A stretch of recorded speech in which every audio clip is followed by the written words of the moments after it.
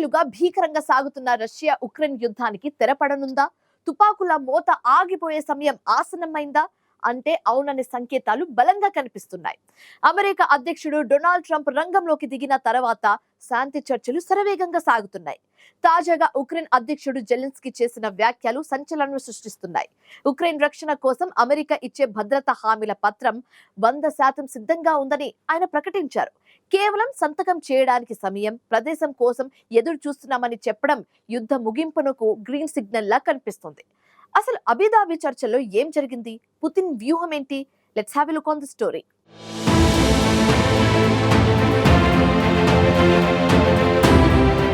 ప్రపంచాన్ని కలవరపెడుతున్న Russia Ukraine యుద్ధం ఇప్పుడు చివరికి ముగింపు దిశగా అడుగులు పడుతున్నాయా అంటే ఈ ప్రశ్నకు బలమిచ్చేలా అమెరికా మధ్యవర్తిత్వంలో జరుగుతున్న శాంతి ప్రయత్నాల్లో కీలక పరిణామం చోటు చేసుకుంది.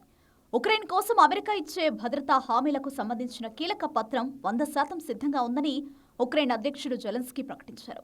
ఆ పత్రంపై సంతకం చేయడానికి అవసరమైన తేదీ, ప్రదేశం కోసం కీవ్ ఎదురు చూస్తోందని స్పష్టం చేశారు. ఉక్రెయిన్, అమెరికా, రష్యా ప్రతినిధుల మధ్య 2 రోజుల పాటు జరిగిన కీలక చర్చల అనంతరం జెలెన్స్కీ ఈ వ్యాఖ్యలు చేయడం అంతర్జాతీయంగా ప్రాధాన్యత సంతరించుకుంది. లిథువేనియా పర్యటనలో ఉన్న జెలెన్స్కీ విలేకరుల సమావేశంలో పాల్గొన్నారు. తమకు అన్నింటికన్నా అమెరికా నుంచి లభించే భద్రతా హామీలే అత్యంత కీలకమని, అమెరికా భద్రతా హామీల పత్రం పూర్తిగా సిద్ధమైందన్నారు. ఆ పత్రంపై సంతకం చేసే సమయం, ప్రదేశాన్ని తమ భాగస్వాములు ఖరారు చేయాల్సి ఉందని, సంతకాలు పూర్తయిన తర్వాత ఆ పత్రాన్ని అమెరికా కాంగ్రెస్కు, ఉక్రెయిన్ పార్లమెంటుకు ఆమోదం కోసం పంపిస్తామని వెల్లడించారు. ఈ వ్యాఖ్యలు ఉక్రెయిన్ భవిష్యత్తు భద్రత విషయంలో అమెరికా ఎంత కీలక పాత్ర పోషించబోతుందో స్పష్టం చేస్తున్నాయి.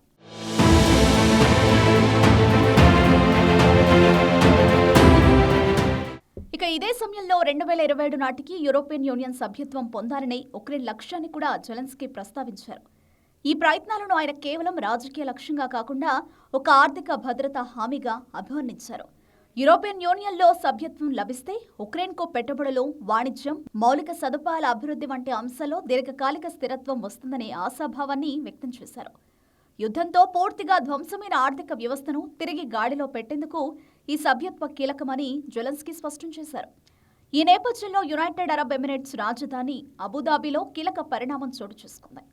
అక్కడ జరిగిన చర్చల్లో కేవలం దౌత్యవేత్తలే కాకుండా 3 దేశాలకు చెందిన సైనిక ప్రతినిధులు కూడా పాల్గొన్నారు. ఇది చాలా కాలం తర్వాత జరిగిన తొలి త్రైపాక్షిక సమావేశమని జెలెన్స్కీ వెల్లడించారు. అమెరికా, ఉక్రెయిన్, రష్యా ప్రతినిధులు ఒకే టేబుల్ వద్ద కూర్చొని చర్చలు జరపడం యుద్ధం ముగింపుపై ప్రపంచానికి ఒక స్పష్టమైన సంకేతంగా మారింది. అబుదాబిలో జరిగిన చర్చలు కొంత పురోగతి సాధించాయని జెలెన్స్కీ సంకేతమిచ్చారు. అమెరికా ఈ చర్చల్లో ఒక రాజీ మార్గాన్ని కనుగొనే ప్రయత్నం చేస్తోందని జెలెన్స్కీ తెలిపారు. అయితే ఆ రాజీ సాధ్యపడాలంటే అన్ని పక్షాలు కొంత వెనక్కి తగ్గాల్సిన అవసరం ఉందని స్పష్టం చేశారు. ఉక్రెయిన్, రష్యా మధ్య ప్రాథమిక విభేదాలు ఇప్పటికీ కొనసాగుతున్నాయన్నారు. ముఖ్యంగా ప్రాదేశిక సమస్యలే ఈ యుద్ధానికి ప్రధాన ప్రతిష్టంభనగా మారాయని పునరుద్ఘాటించారు. ఉక్రెయిన్ భూభాగానికి సంబంధించి తమ వైఖరిని ఎక్కడా రాజీ పడబోమని, తమ దేశ ప్రాదేశిక సమగ్రతను గౌరవించాల్సిందేనని జెలెన్స్కీ స్పష్టం చేశారు.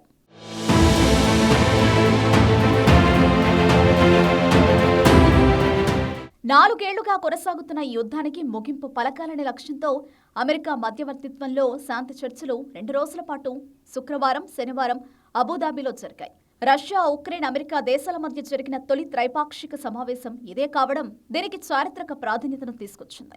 ఈ భేటీలో 3 దేశాల ప్రతినిధులు పలు కీలక అంశాలపై చర్చించారు. సైనిక భద్రత, ఆర్థిక పునర్నిర్మాణం, యుద్ధానంతర వ్యవస్థాపన వంటి అంశాలు చర్చకొచ్చాయి. సమావేశం మొత్తం సానుకూల వాతావరణంలో జరిగిందని అధికార వర్గాలు వెల్లడించాయి. అయితే ఈ దశలో ఎలాంటి తుది ఒప్పందం కుదరలేదని స్పష్టం చేశాయి. అయితే ఈ చర్చలు ఇక్కడితో ముగియవని అమెరికా అధికారులు తెలిపారు. తదుపరి దశ చర్చల కోసం ఫిబ్రవరి 1న 3 దేశాల ప్రతినిధులు మళ్లీ యుఏఈకి తిరిగి రానున్నట్లు వెల్లడించారు. ఇటీవలి చర్చల్లో విస్తృత శ్రేణి సైనిక, ఆర్థిక అంశాల ప్రస్తావనకొచ్చాయన్నారు. ఒప్పందానికి ముందు కాల్పుల విరమణ సాధ్యాలపై కూడా చర్చించామని తెలిపారు.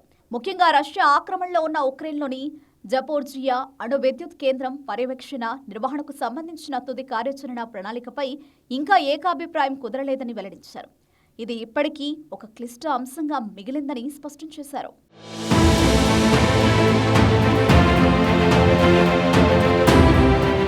ఈ త్రైపాక్షిక సమావేశానికి ముందు కూడా కీలక రాజకీయ పరిణామాలు చోటు చేసుకున్నాయి. అమెరికా అధ్యక్షుడు డొనాల్డ్ ట్రంప్, ప్రత్యేక రాయబారులు Steve Witkoff, Jared Kushner Russia అధ్యక్షుడు వ్లాదిమిర్ పుతిన్తో సమావేశమయ్యారు.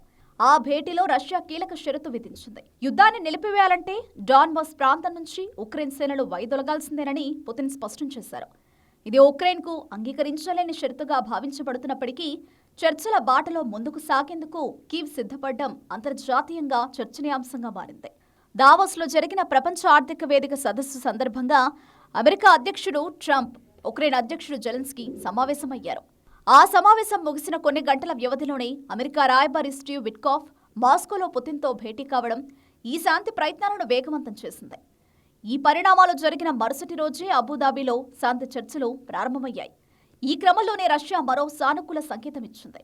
అమెరికా తదితర దేశాల్లో జప్తు చేసిన తమ దేశ ఆస్తుల్లో $1 బిలియన్ గాజా పునరుద్ధరణకు విరాళంగా ఇస్తామని పుతిన్ ప్రకటించడం అంతర్జాతీయ నిపుణుల దృష్టిని ఆకర్షించింది. మొత్తంగా చూస్తే యుద్ధం ఇంకా పూర్తిగా ముగియకపోయినా 4 ఏళ్లుగా రక్తపాతం, విధ్వంసం చూసిన ఉక్రెయిన్ ప్రజలకు, ప్రపంచానికి ఈ చర్చలు ఆశాకిరణంలా కనిపిస్తున్నాయి.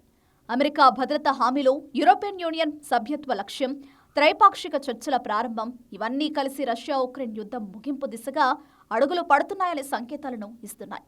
అయితే ఈ శాంతి ప్రయాణం ఎంత దూరం సాగుతుందో, ఆ రాజీకి అన్ని పక్షాలు ఎంతవరకు సిద్ధపడతాయో రాబోయే రోజుల్లోనే తేలనుంది.